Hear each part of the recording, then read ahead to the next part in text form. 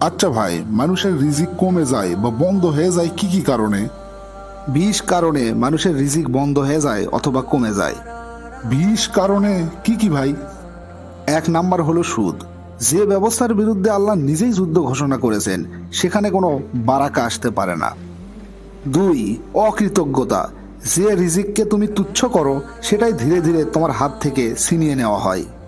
3 আত্মীয়তার সম্পর্ক ছিন্ন করা। রিজিকের সাথে আত্মীয়তার সম্পর্ক সরাসরি যুক্ত। সম্পর্ক কেটে দিলে রিজিকের দরজা বন্ধ হয়ে যায়। 4 অসততা। ব্যবসায় মিথ্যা বললে সাময়িক লাভ হতে পারে, কিন্তু দীর্ঘমেয়াদে রিজিক নষ্ট হয়ে যায়। 5 প্রতারণা। কারো হক মেরে খেলে প্রতিটি হারাম টাকা জীবনে অভাব ডেকে আনে। 6 সালাতে অবহেলা। আজান সালাত গুরুত্বহীন মনে করলে রিজিকের বারাকা কমে যায়। 7 কিবত।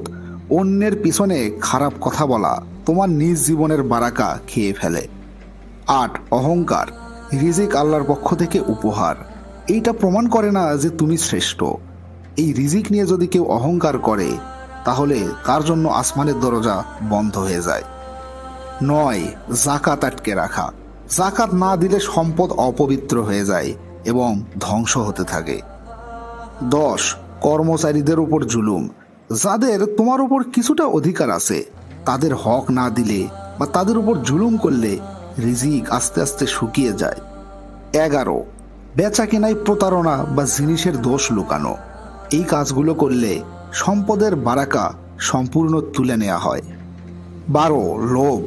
যে শুধু আরো চায় কিন্তু কখনো শুকরিয়া আদায় করে না, কখনো আলহামদুলিল্লাহ বলে না, সে শেষ পর্যন্ত কম পায়, তার রিজিক আস্তে আস্তে কমে যায়। 13 বাবা মাকে অবহেলা করা। একজন মানুষের রিজিক তার বাবা মায়ের দোয়া বা অভিশাপের সাথে জড়িত। 14 জুলুম করে সম্পদ অর্জন করা। জুলুমের সম্পদে কোনো বারাকা নাই, বরং ধ্বংস ডেকে আনে। 15 সৎকাতে অবহেলা করা। সৎকা দিলে কখনো সম্পদ কমে যায় না, কারণ সৎকা আসলে সম্পদ কমায় না বরং বাড়ায়। 16 হিংসা। অন্যের রিজিক দেখে কেউ যদি মন খারাপ করে বা হিংসা করে তাহলে তার নিজের রিজিকের দরজা আস্তে আস্তে বন্ধ হয়ে যায়। 17 নারীদের ও বাচ্চাদের প্রতি জুলুম। যাদের যত্নের অধিকার সবচেয়ে বেশি তাদের প্রতি অন্যায় করলে, তাদের প্রতি জুলুম করলে রিজিক উঠে যায়। 18 মিথ্যা কসম খাওয়া। টাকা বা ব্যবসার জন্য কেউ যদি মিথ্যা শপথ করে, মিথ্যা কসম খায়, তাহলে সে নিজেই তার বারাকা পুড়িয়ে ফেলে। 19 অলসতা।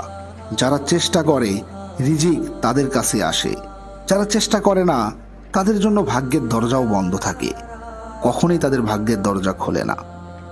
20 তাকদীর নিয়ে অসন্তুষ্টি।